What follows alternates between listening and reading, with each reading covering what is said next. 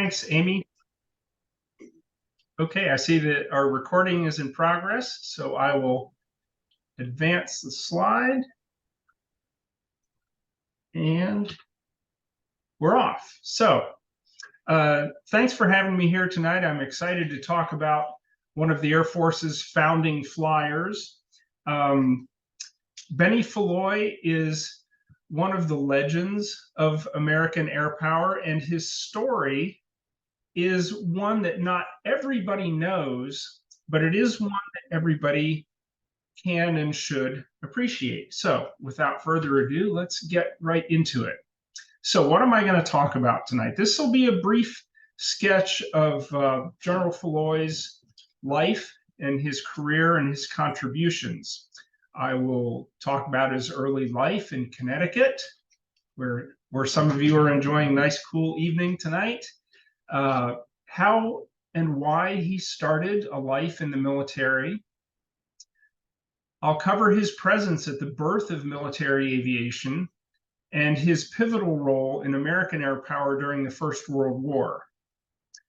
The interwar years were critical both for Foulois and for American air power, and I'll trace a little bit of what happened there and how the general was involved in it.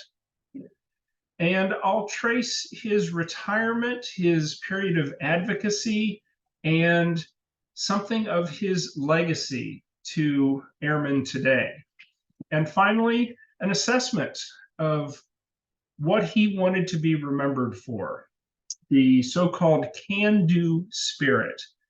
And we'll talk about why he wanted to be remembered for that, how it came about, and really what is the can-do spirit. So his early life in Connecticut. Benjamin Delahauf Foulois was born in 1879 in Washington, Connecticut, where I'm told many of you are right now. His father was not native to the United States, but was a Frenchman who saw opportunities in the plumbing business in burgeoning towns in New England, and so became a plumber. His mother was a nurse, and so they ended up in the small town of Washington, Connecticut. In such an environment, young Benjamin, one of a couple of kids, had a lot of opportunity to enjoy the outdoors. In fact, when he attended the gun school, you can see photos here of him at school in 1893, he wrote in his memoir that he used to refuse to take his lunch to school because he enjoyed running home about a mile or so, getting lunch, and then running back to school, because he'd rather be outside than inside anytime. That's the kind of habit of being outdoors and having a physical life that would determine a lot of his career impulses and his abilities, both as an aviator and as an Army engineer. You can see this photo, of course, in the Gun Museum and Library's collection, and I've blown up the little part of it there at the right that shows young Benny playing football. Well, at a certain point, young Benjamin's father told him that after attending about 11 years of school, he had to make a decision about whether he was going to earn a living with his head or with his hands. If he wanted to make a living using his brains, he was going to have to stay in school. But if he wanted to make a living being outdoors and dealing with the physical world, being a plumber was the way to go.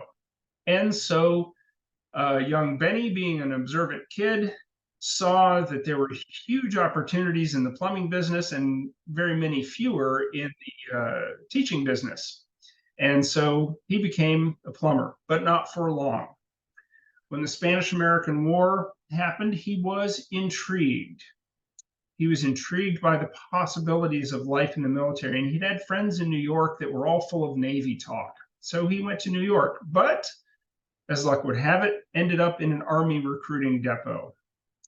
He used his brother William's birth certificate and thereby conducted a fraudulent enlistment. But he didn't know he was doing anything wrong. He didn't know until years later what a fraudulent enlistment was. And so they took him into the Army in the engineers because he could do things like plumbing, and he learned to survey and use all sorts of other different instruments. And so he ended up in Puerto Rico until January of 1899, and then was mustered out. Well, in June of that year, he came back to the regular army and ended up in the Philippines. Now, in the Philippines, which you see a picture of here on the left, young Foulois was no stranger to the violence of war. He was right in the middle of expeditions across Luzon, Panay, Cebu, and Mindanao until 1902. And you may read in his autobiography that he was an armed soldier like anybody else and participated in that combat, and some of it to pretty hair-raising stuff. But he went back to Vancouver, Washington, and then, to everyone's surprise, his unit got sent back to the Philippines in 1903 for mapping and exploring and more engagements against the so-called Moros. After that, it was school. School for Foulois meant infantry and cavalry schools, and most importantly, for the history of air power, Signal Corps School in 1907 and 1908. Now, the important thing about Signal Corps School was that young Foulois wrote his student thesis on the following topic. His title was "The Tactical and Strategical Value of Dirigible Balloons and Aerodynamical Flying Machines." And he wrote that these things would soon eclipse the cavalry and would become, if not the most important, at least very important tools in military conflict. In 1907, 1908, this was heretical. You did not tell the cavalry that they were going anywhere. But he did. He predicted that those things would happen. His student thesis got some attention. It got sent to Washington, and the chiefs of staff, or the chief of staff of the Army, got a hold of it. And so they knew who this kid was that had an interest in things like balloons and possibly airplanes, because those were being talked about a little bit in some corners of the service. Well, dirigibles, for one. In the summer of 1908, when the Wrights were testing their first airplane at Fort Myer, Virginia, there was also a dirigible, Baldwin's dirigible, being tested at the same place. And young Foulois was detailed to learn how to fly the thing. And he did pretty well at it. You can see the Baldwin dirigible here.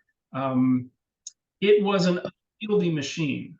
It worked, but it was slow. It was subject to the wind, and though it worked, it wasn't as good in Foulois' estimation as airplanes were going to be. But just the same, he got sent off to Omaha, Nebraska with the balloon to teach other people to learn how to fly it. That's why he wasn't there at the first military trials at Fort Myer, Virginia, which you can see here. In September of 1908, at Fort Myer, Virginia, the Wrights tested the Wright military flyer, the airplane that unfortunately crashed and killed a young soldier named Thomas Selfridge, for whom Selfridge Air Force Base was named in Michigan. You can see in this photograph that it's got Selfridge, Major Squire, and Lieutenant Foulois' name on the photo as they're there conferring with the Wrights and other people. This is just before Foulois was sent off with the dirigible to Nebraska. But that is the parade field at Fort Myer. You can tell those buildings in the background there. Those are telltale buildings of Fort Myer. And so September 1908, a crash kills Selfridge, smashes the airplane, and seriously injures Orville Wright. The airplane had passed most of its tests, but not all of them. The Army still had tests for that airplane that did not occur until the following summer. This, by the way, is what the first tests looked like in 1908. See those telltale Fort Myer buildings? Here are the people wheeling the airplane out on, it's on its skids. There's Frank Lahm getting into the cockpit, and there's Orville Wright also getting into, well, what would become a cockpit. This airplane was, obviously, it was a glider with an engine. And so their first couple of tests went quite well. You can see this tower that is on the right-hand side of the picture contains a large weight, a weight that's much heavier than the aircraft. And so what they would do is they'd raise that weight up like you see the soldiers doing there. And when that weight comes down, the other end of the rope propels Signal Corps number 1, or the airplane that would become Signal Corps number 1, propels it off the launching rail and into the sky, just like that. Now, there are some things about that airplane that made it hard to control, and you can tell even in this very early film, which is one of the first U.S. government films, by the way. This may be the first U.S. government film. I'm not completely sure about that, but it's definitely one of the first. You can see that because the elevator on that airplane is on the front, it was really hard to control. It was up and down all the time. It porpoised a lot. So that briefly is what that flight looked like. Well, as we know, young Foulois was interested in airplanes, had written about them, and was therefore part of a board of evaluators, the so-called aeronautical board that would evaluate the Baldwin airship and the Wright airplane. The image here was taken at Fort Myer in July of 1909. By then, Orville Wright had recovered from his injuries, and the people who had flown the previous summer were not in line to fly the last trial. But Lieutenant Foulois was chosen to fly that last trial. And the last trial was about speed. By the way, the first 3 military pilots are shown here: Frank Lahm on the left, Lieutenant Foulois on the right, and Lieutenant Humphreys on the far right. So on July 30th, 1909, probably Benjamin Foulois' most famous flight, the speed and endurance flight for that airplane. It was the last test the airplane had to pass to fulfill the government requirements. And for the rest of his life, Foulois would describe this flight. He would describe a distance of 10 miles, a speed of 42 miles an hour, and an altitude of 400 feet. Those were all world records on that day. And the picture that you see on the right is Orville Wright and young Foulois immediately following that July 30th, 1909 flight. You can see that this is a guy that's very happy with the prospects of what he has discovered here, the possibilities of this aircraft, of this airplane thing. He was hooked. Well, it just so happens that the other aviators, Humphreys and Lom, they were involved in a crash, but not hurt. But just the same, they were sent back to their units as per Army policy. And that left young Benny Foulois as the only pilot in the Air Force. He was a one-man Air Force. He had himself and 8 soldiers, and they started flying near College Park, Maryland, just northeast of DC, but it soon became cold and windy and it was unsuitable for the airplane. So the whole thing was packed up and moved to Texas. You can see on the left, taking the airplane off of the train and putting it together at Fort Sam Houston in Texas. And on the right there, it's Lieutenant Foulois in the middle, and on the right-hand side, O.G. Simmons. The reason I mention Simmons' name is because you'll see him in film in a minute. The team that Foulois had at Fort Sam Houston was the genesis of the so-called can-do spirit. And here's the context. Keep in mind that this guy is a one-man Air Force. He's the only pilot. He's teaching himself to fly by correspondence. He'd had less than 54 minutes of personal instruction with Orville Wright, and so not enough to solo.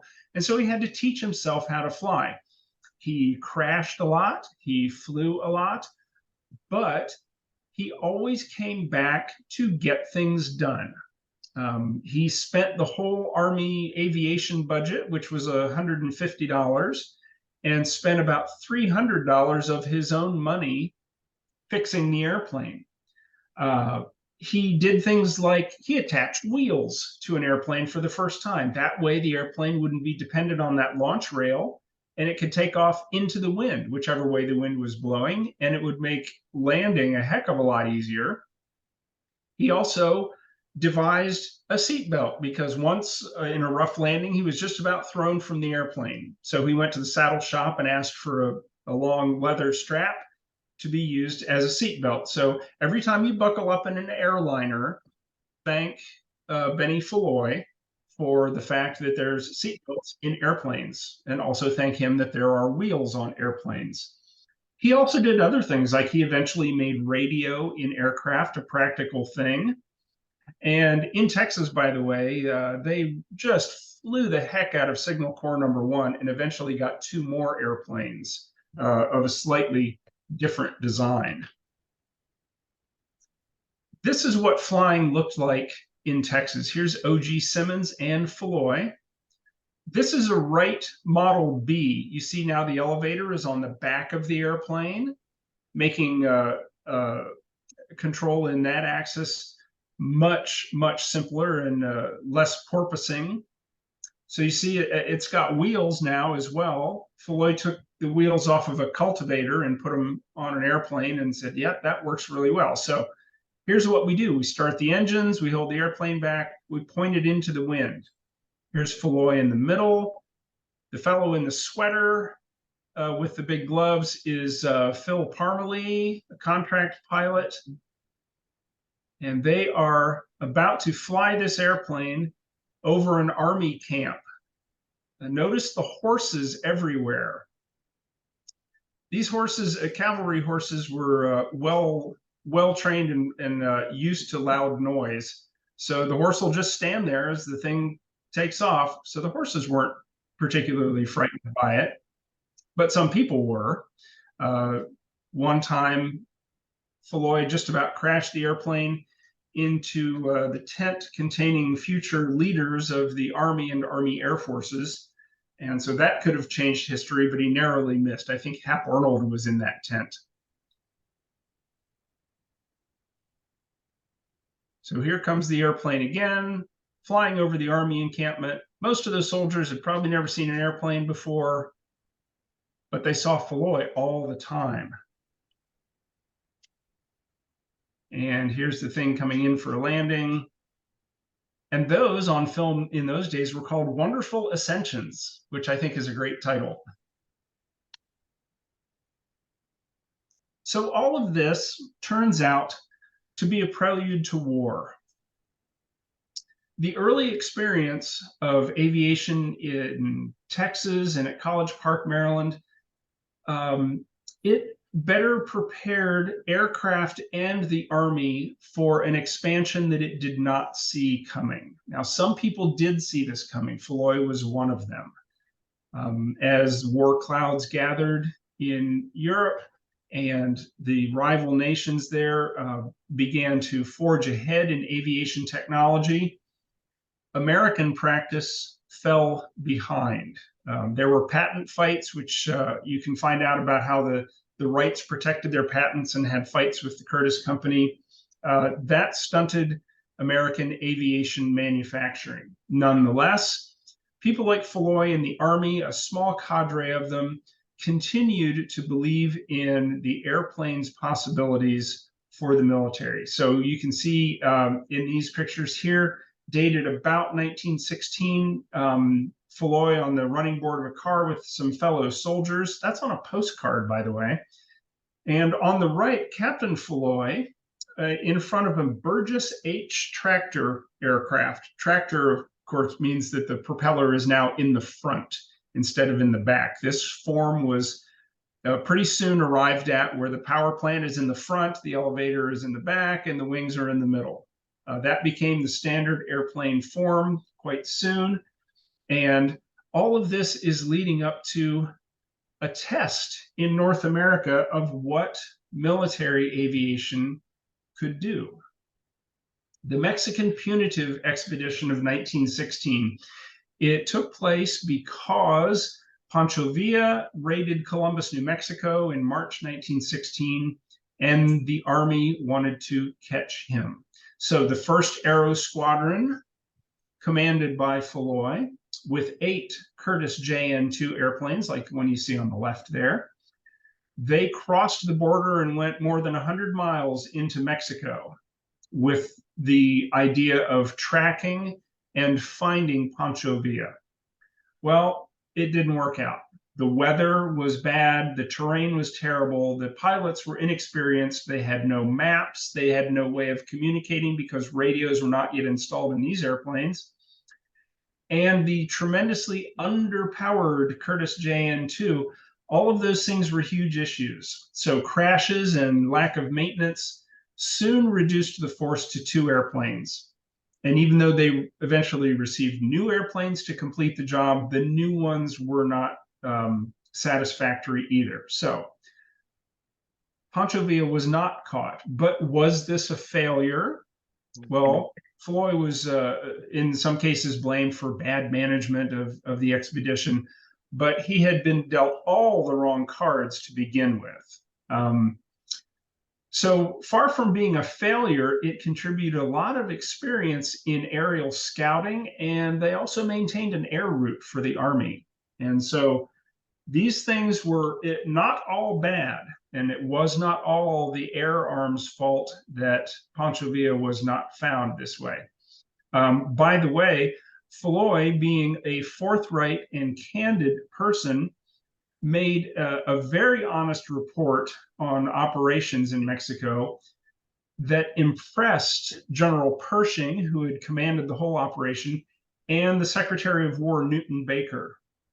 This led directly to the first U.S. aviation appropriation in Congress in August 1916. So thank Foulois for being honest about what happened in Mexico and advocating for more money for Army aviation in late 1916. Well, when the U.S. enters the war, you have to build an air force. Here's some video of Foulois inspecting a so-called a DH-4 aircraft, perhaps American made, but not American designed. There he is in the cockpit. And you'll see him, this is rather heroic at the end. Wait until you see him in front of the airplane. This is portrait material after he's talking to these officers about what is happening at the air depot. Now, there is, there you have it. The heroic pose. What that film is all about is the first air depot. Now, what he was responsible for was setting up an enormous infrastructure in France very quickly with no prior experience to draw upon. He had responded to the French request for massive American airplane production, which resulted in Congress devoting $640 million to the project. That was the largest appropriation for anything in US history up to that time. Now, the French wanted 4,500 airplanes, 5,000 pilots, 50,000 mechanics, and they wanted the US to produce 2,000 planes and 4,000 engines per month. That was impossible, because the US started with 6 planes and 14 pilots, and our industry could not build a combat airplane, anything like equaling European planes of that time. So the actual achievement was about 5,000 engines sent to Europe, and almost all of the combat aircraft bought from Allied and associated powers. Nevertheless, Foulois considered his plan and his response to France's request as his greatest contribution to aviation. Now, you might wonder, well, that's a little curious, because the US was not able to fulfill that obligation at all. But think of it in this light. We started from absolutely nothing, and someone had to select the airfields, set up the bases, estimate the needs and the budgets, and negotiate with aircraft companies to begin building things.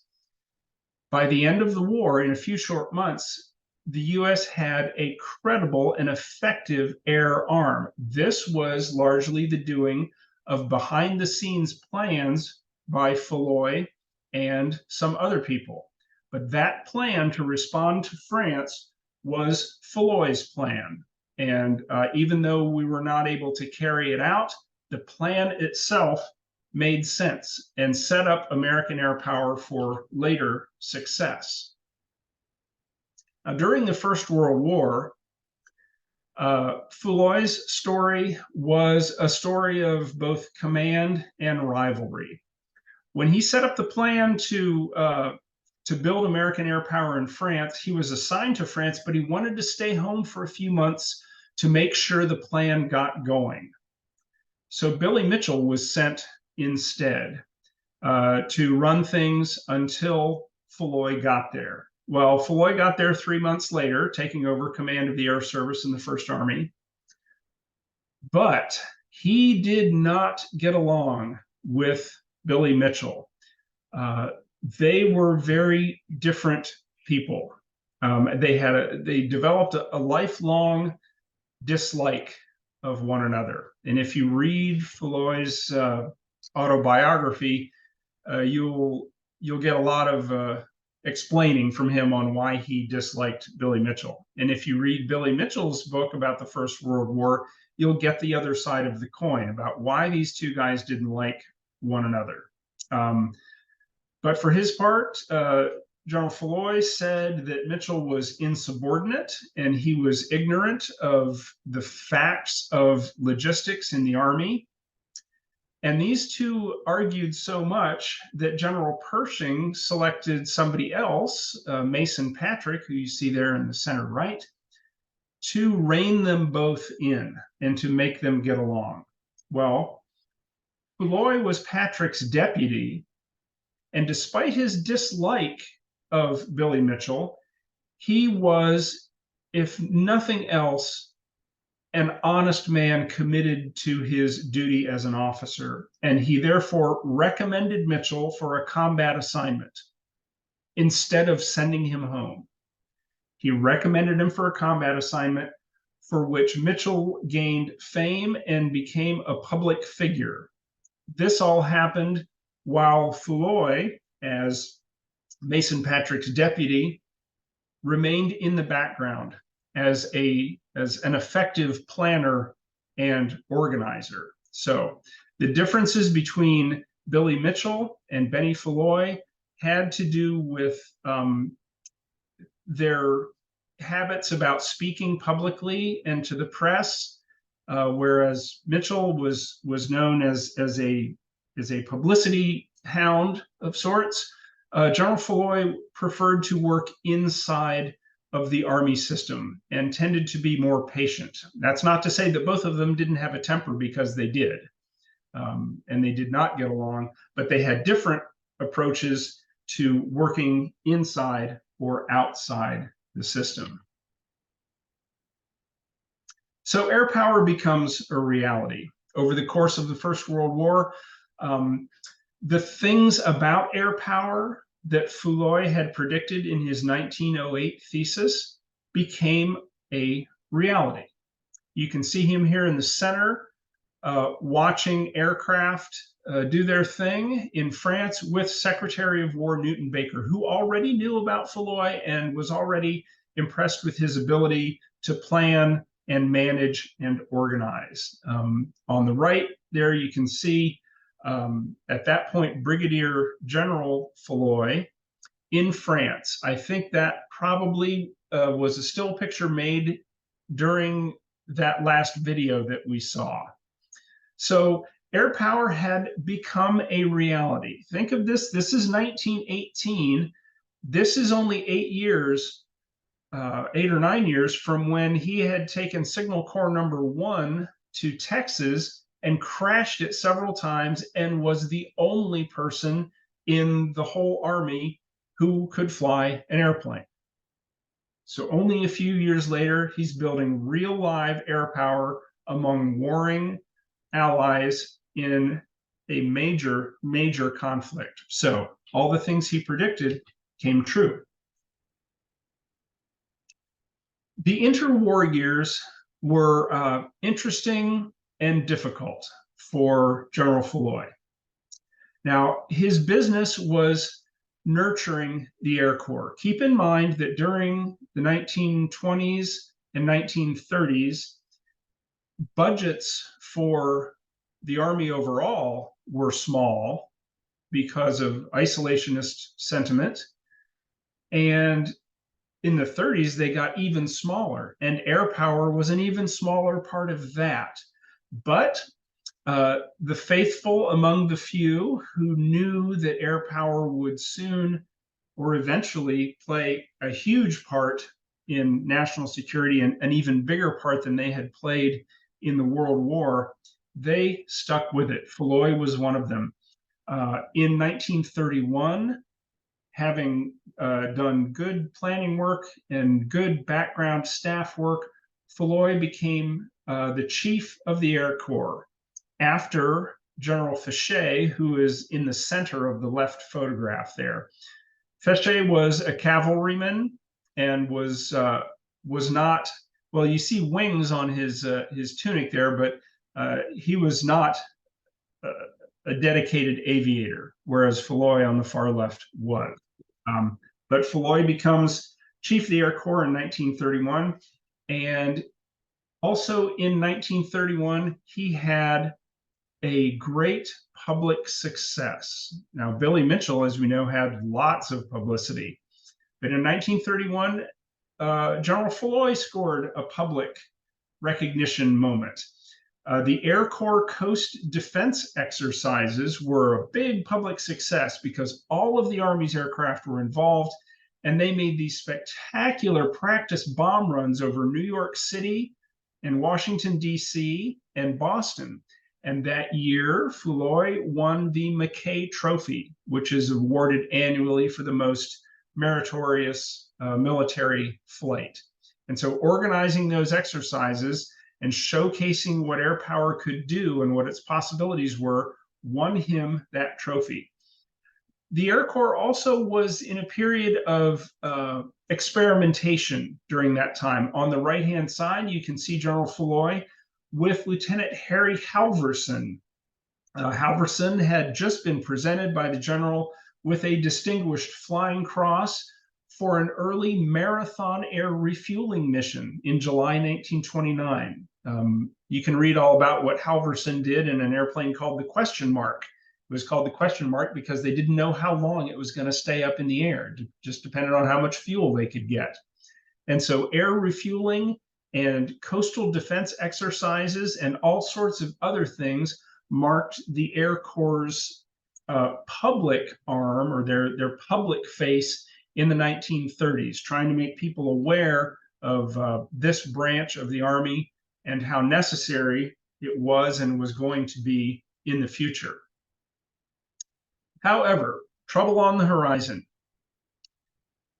In 1934, the president ordered all the airmail contracts that were run by private airlines to be voided. He voided all those contracts because he thought they were crooked. He thought they were awarded with lots of irregularities. So he canceled those contracts and he ordered Foulois and the Army to carry the mail. This was a losing proposition from the start. And everybody knew it. This was headed for disaster right away, but orders are orders, and Foulois and the Air Corps did their very best to carry it out. However, the planes were not equipped with the right instruments to fly in the weather. The pilots were untrained for poor weather. And the result was, plus they didn't have nearly as many airplanes as the contract carriers. And the result was 66 crashes and 12 deaths. So disaster as predicted. Even though he had been ordered to do this, and all those airmen and Foulois tried their best to carry out what they were told to do, Foulois became the target of the press and the Congress and the president because of the failure of this mission. Foulois received a severe reprimand and was unhappy about it. And the trouble didn't end there. It didn't end there. A committee of Congress later that year charged that Foulois had violated procurement laws by negotiating contracts with airplane manufacturers rather than always giving the contracts to the lowest bidder. Now, this gets complicated politically, but the bottom line is that the committee recommended Foulois be relieved as chief of the Air Corps. However, Foulois, being honest and committed to his duty, rebutted the charges effectively. Even the Secretary of War gave him a letter of support. However, the Rogers Committee stuck by their guns and accused Foulois after that of making mistakes in the formation of what was called GHQ Air Force, or General Headquarters Air Force, charging that the Air Corps had no right to form a force that could operate beyond the United States coastline. And so he was just always in trouble with Congress. He had old enemies, and all that power was brought to bear to bring him down. Now, he was exonerated about this GHQ business, but was criticized for making what they called, and this is in quotes, exaggerated, unfair, and misleading statements to a congressional committee. They were angry about his testimony. Well, by this time, General Foulois had had enough. He had had enough of battling with enemies in public and within the Army, and being given impossible tasks and being blamed for failures that were not his personal fault, but were instead something you could hang on the Air Corps not having proper equipment or enough money, proper training, enough airplanes, et cetera, et cetera. He had had enough, and he retired on Christmas Day in 1935, just as his term as chief of the Air Corps ended. So he ended 37 years of service, and in the Second World War, he turned down the opportunity to go back into service because he wanted a combat job, but was instead offered a desk job. He didn't want it. So instead, he worked in civil defense in New Jersey. It's important to keep in mind that Foulois' service in the interwar years spanned a critical period for the growth and maturity of American air power. He was the Air Corps chief during the leanest of the Depression years and the time of the least money for the Army. But nonetheless, he built an atmosphere of confidence, the can-do spirit, and he developed the leaders who would soon take American air power to victory in World War II. You see one of them here, Henry H. Hap Arnold. He's shown here with Foulois shortly after Foulois' retirement. This picture is probably sometime in 1936, perhaps 1937. But this picture is important because you have a civilian builder of the Air Corps with one of the future legends of air power in America. And the one on the left is largely responsible for laying the groundwork for the success of the one on the right. And this wasn't talked about for a long time, but in later years, Foulois has been given credit as, as we call him, a founding flyer. He had a continuing commitment to air power and the Air Force. You see the general on the left here giving his papers and photographs to the Library of Congress. And on the right, you see him traveling on one of his many trips around the country, speaking to Air Force groups, advocating for the life of the Air Force and the growth of air power. He traveled about 500,000 miles being a spokesman for Air Force issues while living at Andrews Air Force Base. The deal was that his wife was very ill, and the Air Force and the government paid for her care and allowed him to live at Andrews Air Force Base. And in return, he did all this traveling and speaking and motivating airmen. Here he is in his own words. Let Colonel know what your name is and where you are from. This is General Benjamin Delahauf Foulois, U.S. Air Force, Chicago, Washington, D.C. General Foulois, Washington, D.C. And if you'll whisper your secret to me, sir, we'll try to stay in to the folks at home.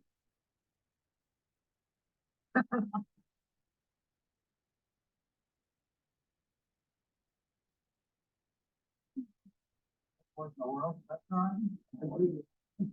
We did not. Who was what? Yeah, the only one in the world at that time. It's me and one airplane, 8 men. Now, I think everyone remembers his first airplane ride, but yours was particularly memorable. Can you tell us about your first ride? First flight I made in airplanes on July 30th, 1909, when we made the final acceptance test for the right airplane. We made 3 world records with it. Cross country, 5 miles out and back, speed 42.5 miles an hour, and altitude 400 feet. He was operating at that time, not as a flyer, at that time he didn't know how to fly. He was navigator for Orville Wright. In the first hit down to Texas, learn how to fly. And they gave him a budget of $150 to do it with. Our Air Force budget for that year was $150. And General, how long did that $150 last? Well, it lasted me about a month. Supposed to run for 4 months. So I used it all up in practice in the first month. He spent $300 out of his own pocket. It was very expensive airplane to maintain. Every time he'd take it up, he'd crash it again. Okay? And whenever he got stuck, he would sit down and write to the Wright brothers, and he would say, "This is what I did, and this is what happened. And what do you think I ought to do instead?" Tell us about the things that you added. The first thing I added to it was a belt. The second flight I made after crashing the first time, I took it up, almost thrown out. Landed. An artillery officer came up there, and I told Fred, "I want to hear a belt. Give me that damn plane."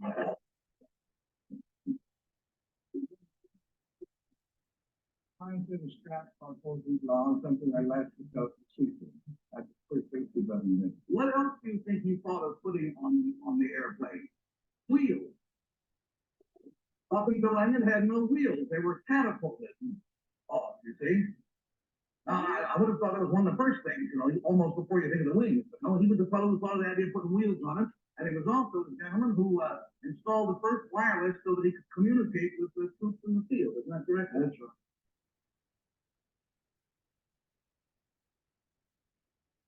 So you see, from he was able to go on that game show and tell everybody what happened in his own words, which I thought was a nice thing to have through the magic of YouTube. We can find that sort of thing.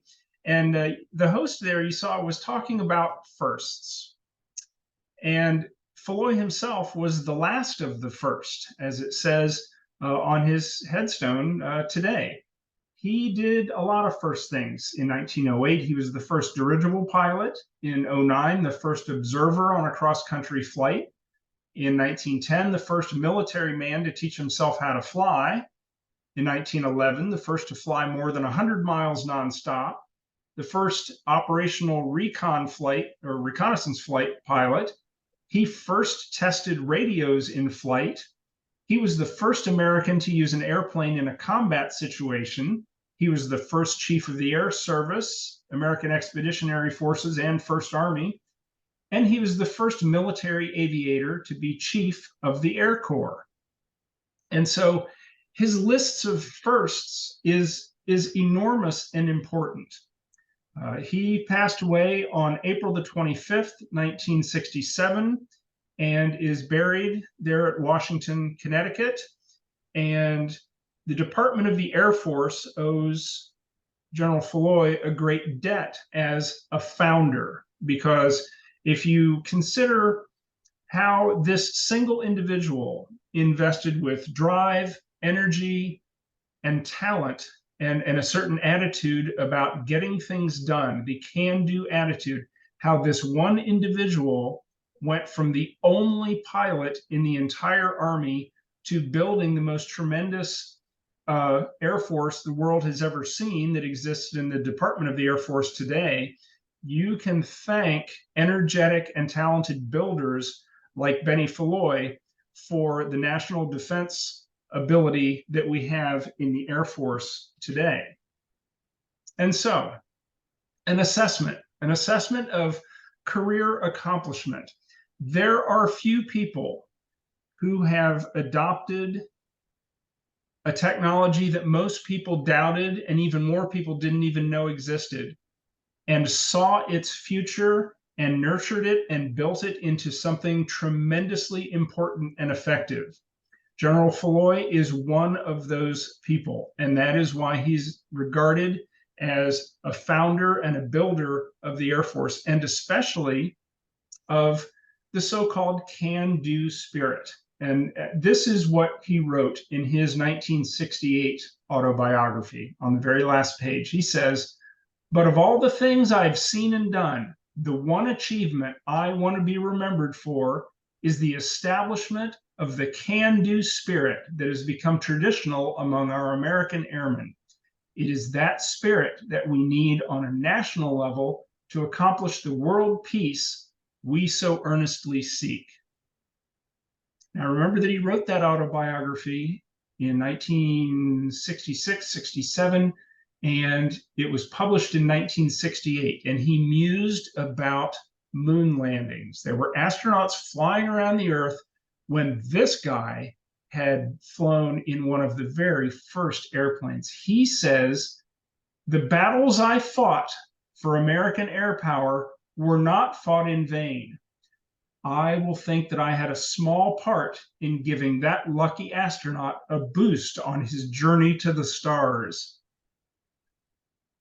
Of course, he didn't live to see the first moon landing, but nonetheless, he saw it coming. He was that type of visionary. He saw it coming and he knew it was going to happen. And so an assessment of his career accomplishment, the establishment of a can-do spirit that has invested every seeker after planes that go higher and faster and farther and are more effective. That is his particular niche. The can-do spirit of the U.S. Air Force that lives today is directly attributable to the one officer and 8 soldiers that crashed an airplane over and over in Texas, rebuilt it, and flew it again. You can see on the right there, that's the cover of his autobiography. I urge you to read that because it's got all kinds of great anecdotes in it. And so, what does all this mean today? The scene that you see here in May of this year is something that Benny Foulois helped set in motion. He would have been very interested in the jet on the left. It's the latest F-15C that we've adopted into the Air Force's National Museum. And on one particular day, it just so happened that one of our oldest artifacts, Curtiss JN-4D, was right next to it outside because both were being restored simultaneously.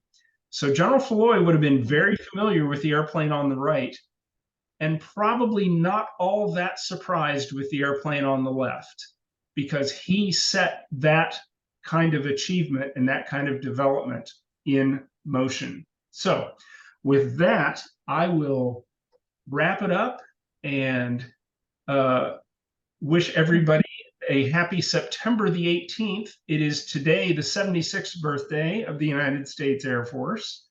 Wow. And this year is the 100th anniversary of the National Museum of the United States Air Force. So happy Air Force birthday, and thank you for joining us for a little bit of the museum's 100th anniversary. So I will turn it over for the Q&A portion of the program. Okay, thank you so much.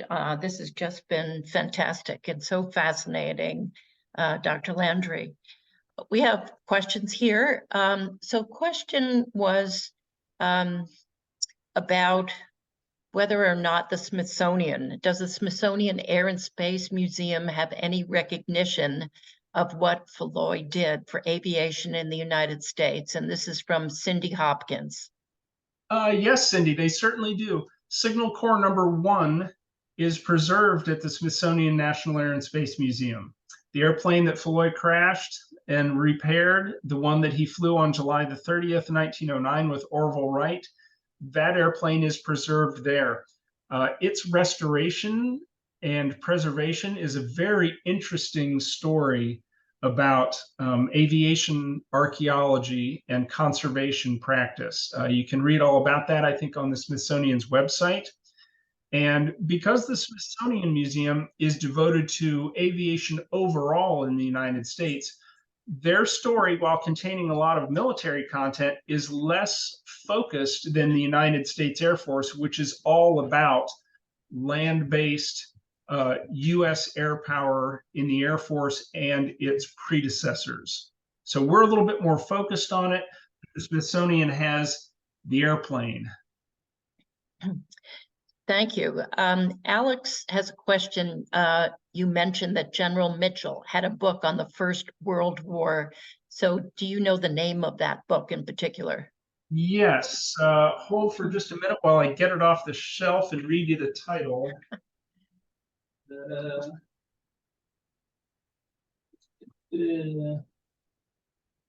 Where is it? Oh, it's around here someplace. I think it's called Memoirs of the First World War, or My Experiences in the Great War. Oh, wait, it's sitting right in front of me. Here it is. It's called Memoirs of World War I by Brigadier General William B. Mitchell. And there is the title. Okay, thank you. And I recommend that as a companion read to Foulois' autobiography, because you will get two sides of the coin about why they didn't like one another. We have a question from Kenyon Clark about information. Do you have information about how Benjamin Foulois was excused for fraudulent enlistment? He enlisted with his brother's name. And question also asked, was the Washington, Connecticut Senator Orville Platt involved?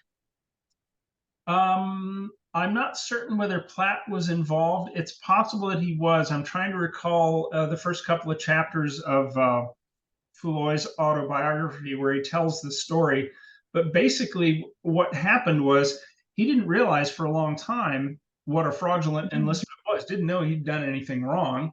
But when they found out about it, and maybe Platt was involved, the Army said, "Well, you didn't realize that was wrong. Plus, you did really great work. So not only are we going to enlist you under your real name and not punish you for using your brother's name, we're going to credit you that service." So he didn't lose anything. He gained all that service, but he did. He learned a lesson that being honest and forthright paid dividends. Now that hurt him in some cases in later life when he was like really honest and forthright about critiquing this or that thing or person. But he learned in that circumstance that telling the truth was the right thing to do because he did not lose in that circumstance. He gained that time and that service. He just gained it under a different name. Thank you. We have a question from Craig Nelson. While Foulois was a lieutenant, he came back to Washington and joined Rising Sun Lodge number 27. He received all 3 degrees during his leave by a special exception for the Grand Lodge of Connecticut. Records are at the Gun Museum. Are you familiar with this at all? I am not. That is one aspect of his private life that I do not know much about. My focus is on flying and crashing rickety little airplanes and making an Air Force out of them. So I'm afraid I don't know about that aspect. Okay, all right. So here's another question. Did the Air Force turn out like Foulois had hoped? I think that it did. He had, in his 1908 thesis, he had high and visionary hopes, not too different from Billy Mitchell's high and visionary hopes about what air power could become and what it would become. The air power that he witnessed in World War II was everything and more that he thought it could be in the 1910s and 20s. And through the end of his life in the mid 1960s, you saw, or he witnessed in person the growth of the Air Force through the Strategic Air Command at the height of the Cold War, where air power was the very pointiest tip of the spear in national defense in a Cold War bipolar world. And so I think that air power became everything that he believed that it could. And I hope that that was very satisfying for him as he considered his role at the very beginning, getting it all started. Thank you. Here's another question. What do you think Foulois would be surprised at if he saw today's Air Force? I think he might be surprised that it has recently spawned a Space Force.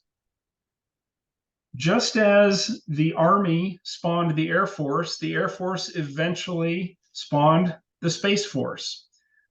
He might be a little surprised that we're going into orbit and maintaining things in orbit in a military fashion.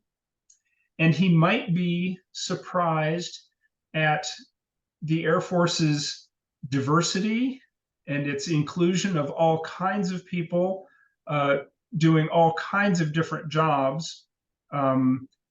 He might be surprised at the budget and size of the Air Force and the number of installations and the kind of technology and equipment that the Air Force owns, operates, and creates. But, you know, I don't think it would take him long to get over that surprise. I think he was that practical of a person where if he had all those years to look back on, he would say, yeah, that's pretty much how it turned out. Yeah, I'm not surprised. Okay. So you've been talking about Billy Mitchell and the competition, I think, Billy Mitchell and Benny Foulois, and they were very different people. Mhm. So whose approach was more effective in building American air power, would you say? Gosh, that's a tough question. I think it's a matter of perspective. If your perspective is one of how do you build things within a system? How do you make the system work to requirements so that it grows steadily and slowly enough that it doesn't just burn out and get ahead of itself? That is the Foulois approach. He did not seek publicity outside the system. On the other hand, if your perspective is one of getting public support to force government to do things by sort of using the press and making spectacles, then maybe the Mitchell approach is the way to go. The best example of that is the battleship bombing trials of 1921 and 23, I believe, where Mitchell broke some rules and made some people mad and proved that you could sink a ship with an airplane, a great big expensive ship with a little cheap airplane. And it was a crucial breakthrough, and it was very, very public. And he was so vocal that he got court-martialed for insubordination, and the charges were all true. He was justly court-martialed, but he was also justly visionary. That's why he's still a celebrated figure. If you work inside the defense and Air Force system, you probably have a better appreciation for what General Foulois did in terms of especially planning for air power's growth during the First World War from nothing to something. That is a systemic achievement. It is a huge achievement, but it sometimes goes unnoticed because it wasn't that publicly spectacular. But it did pay dividends in combat. And when Billy Mitchell took that combat assignment and succeeded in combat, where do you think all the mechanics, pilots, aircraft training, and all the logistics came from? It came from Foulois' plan. So success in combat is due not only to the aviators who command in combat, but to people who lay the foundations for that success. That behind the scenes, in many cases, is due to people like Benny Foulois. Okay. We have another question from Kenyon. Are there any examples of Foulois being supportive of any minority or people of color? I'm afraid I can't give any examples of that at the moment. That doesn't mean there aren't any, but I'm not aware of that aspect of the story. Okay, I have one more question. So how does, or what does the Air Force do to keep legacies of people like Foulois alive and meaningful? Well, one of the foremost things that the Air Force does is the Air Force maintains the Department of the Air Force History and Museums program. The Air Force has one major museum, which is the museum I work in. It's the largest and oldest military aviation museum in the world, and it has 11 field museums and many, many smaller activities on bases. The museums program also administers, every time you see an airplane on a stick in this municipality or that town, if it says United States Air Force on it, we own it. And we make sure that it has to look good and reflect credit on the Air Force. The Air Force also has a large cadre of historians at the wing, center, direct reporting unit, and headquarters levels that keep the official history of the Air Force. And those people are charged with recording legacies and keeping them alive. So through both the history end and the heritage end, or museums, through both of those things, we keep these legacies alive. And our job in the History and Museums program is to keep not only leadership apprised of what was important in the past, but to educate young airmen and young civil servants about where their service came from, where the capability that they wield today, where it started, and why they have that capability. So that is our stock in trade. There's a fair number of us out there, and that's what we do. Okay, fabulous. Well, thank you again, Dr. Lantry. This has just been so incredibly informative and inspirational. I mean, Benny Foulois was a true American hero, and there are not too many people out there like him today. And it's just fantastic to see someone like this.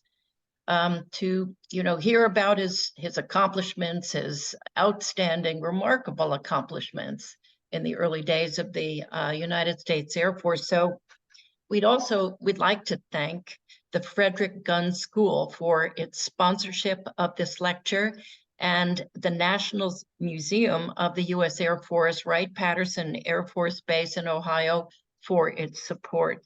And thank you all in our audience, for your attendance, and please enjoy the rest of your evening. Thank you again. Thanks a lot, everybody. It's been fun.